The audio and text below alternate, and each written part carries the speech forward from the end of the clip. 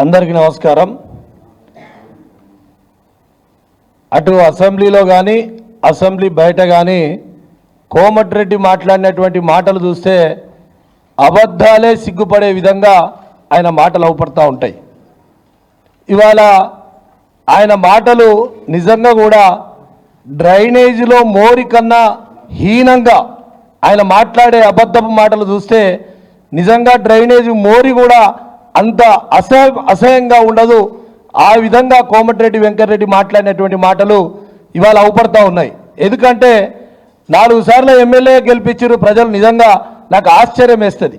మా దగ్గర ఒకసారి ఎంపీగా అబద్ధపు మాటలతోని ఏదో చేస్తాడని చెప్పి ఆశపడి గెలిపిస్తే ఆయన చేసిన నిర్వాహకం ఏంటంటే రియల్ ఎస్టేటు కాంట్రాక్టర్ల దగ్గర, రియల్ ఎస్టేట్ బ్రోకర్ల దగ్గర, రియల్ ఎస్టేట్ చేస్తున్నటువంటి వాళ్ళ దగ్గర డబ్బులు వసూలు చేసుకుంటా మరి తిరిగి ఎంజాయ్ చేసిండే తప్ప ఈ భువనగిరి ప్రాంతానికి ఏ ఒక్కటన్నా ప్రాజెక్టు తెచ్చిండా, లేకుంటే ఏ ఒక్క కార్యక్రమం అయినా చేసిండా చర్చకు రమ్మని చెప్పి నేను అడుగుతా ఉన్నా.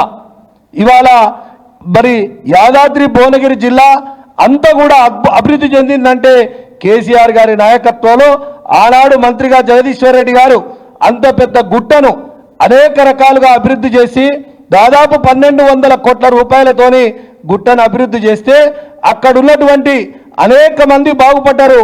ఆ బాగుపడ్డ దాంట్లో మరి ఇవాళ కోమటిరెడ్డి వచ్చి జొర్రి మరి అక్కడ ఉన్నటువంటి కాంట్రాక్ట్లను రియల్ ఎస్టేట్ బ్రోకర్ల దగ్గర డబ్బులు సంపాదించిండు. మరి ఇవాళ వాళ్ళ మీదే మాట్లాడుతుండంటే నాకు సిగ్గనిపిస్తూ ఉంది. ఇవాళ మరి కాంట్రాక్టులు కాదు, ఇవాళ వచ్చినటువంటి ప్రాజెక్టులు కాళేశ్వరం ప్రాజెక్టే ఓసారి వస్తాడు, కాళేశ్వరం ప్రాజెక్టు దొంగది బొంగది బొంగదని అసలు ఆయన దోడు తిరగకుండా మాట్లాడతాడు. కానీ ఇవాళ కాళేశ్వరం నీళ్ళే మరి ఎక్కడికి వస్తూ ఉన్నాయి. ఇవాళ ఆలేరు భువనగిరి ఆ నియోజకవర్గాలన్నీ సస్యశ్యామలమై ఇవాళ పారుతున్నాయంటే మల్లన్న సాగర్ నుంచి వచ్చే నీళ్ళే కదా. ఇవాళ నిజంగా కోమటిరెడ్డి వెంకటరెడ్డి గెలిచిన తర్వాత ఈ సంవత్సరం మంత్రి అయిండు, ఈ సంవత్సర కాలంలో తట్టెడు మట్టెత్తిండు అని చెప్పి నేను సవాల్ విసురుతా ఉన్నా. ఎక్కడన్నా ఒక ప్రాజెక్టులో ఏదన్నా గుంటెడు మట్టెత్తి నేను ఈ కాలువ తీసుకొచ్చినా అని చెప్పి చెప్పమనండి. సిగ్గు లేకుండా వట్టిగానే నోటికొచ్చినట్టు మాట్లాడేటువంటి మాటలు చూస్తే సిగ్గు అనిపిస్తూ ఉంది. అదే కాకుండా ఎందుకంటే వెంకటరెడ్డి కోమటిరెడ్డి వెంకటరెడ్డి అన్నారు, ఏతుల వెంకటరెడ్డి అంటారు. అనేక రకాలుగా ఇక్కడ అక్కడ రోజు తిరుగుతాడు. మరి కొనుగోలు కేంద్రాలను పెట్టి అన్నాడు. జిల్లాలో ఎక్కడన్నా కొనుగోలు కేంద్రాల దగ్గరకు వచ్చి ఫోటోలు ఇచ్చింది తప్ప ఏ కొనుగోలు కేంద్రాల్లో ఎన్ని క్వింటాల ధాన్యం కొన్నాడు. అదే కాకుండా ధాన్యం దళారీలకు, అటు కాంట్రాక్టర్లకు, ఇటు రైసు మిల్లర్ల మధ్యలో మరి ధాన్యాన్ని తక్కువ ధరకు అమ్మించి కమిషన్ తీసుకున్నటువంటి మరి కమిషన్ బ్రోకర్ కోమటిరెడ్డి వెంకటరెడ్డి.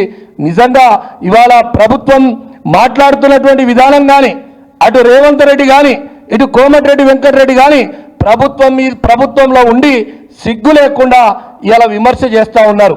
మేం చేసినటువంటి పనులు ఆనాడు కేసీఆర్ గారి నాయకత్వంలో జరిగినటువంటి పనులనే ఇవాళ ఓపెన్ చేసి మేమేదో చేస్తున్నాం, మాకు పుట్టినటువంటి బిడ్డను మీరెత్తుకొని ముద్దాడుతున్నారు.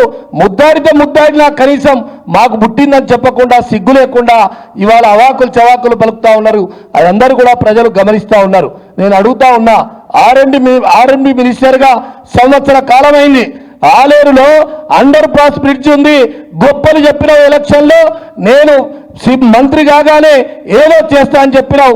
ఈ సంవత్సర కాలమైంది ఆర్ఎండ్బి చిన్న అండర్ పాస్ పూర్తి చేస్తలేవు.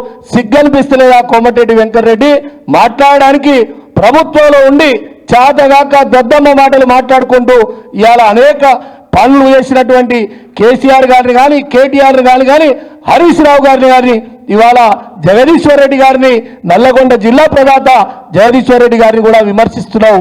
నిజంగా మరి కార్యకర్తలందరూ ఒక్కసారిన నిన్ను ఎక్కడ కూడా తిరగలిచ్చే పరిస్థితి ఉండదు. ఎందుకంటే మొన్న లగచర్ల సంఘటన జరిగింది, నువ్వు చూసినావు. ఎందుకంటే అది ఎవరో చేసింది కాదు, ప్రజల తరఫునే విప్లవం మారి ఖచ్చితంగా మీ వెంటబడే రోజు వస్తుంది. తస్మాత్ జాగ్రత్త. ఒళ్ళు దగ్గర పెట్టుకొని మాట్లాడాలి. అబద్ధాలను అబద్ధాలుగా మాట్లాడకు, అబద్ధాలు సిగ్గుపడేటట్టుగా మాట్లాడకని చెప్పి హెచ్చరిస్తా ఉన్నాం.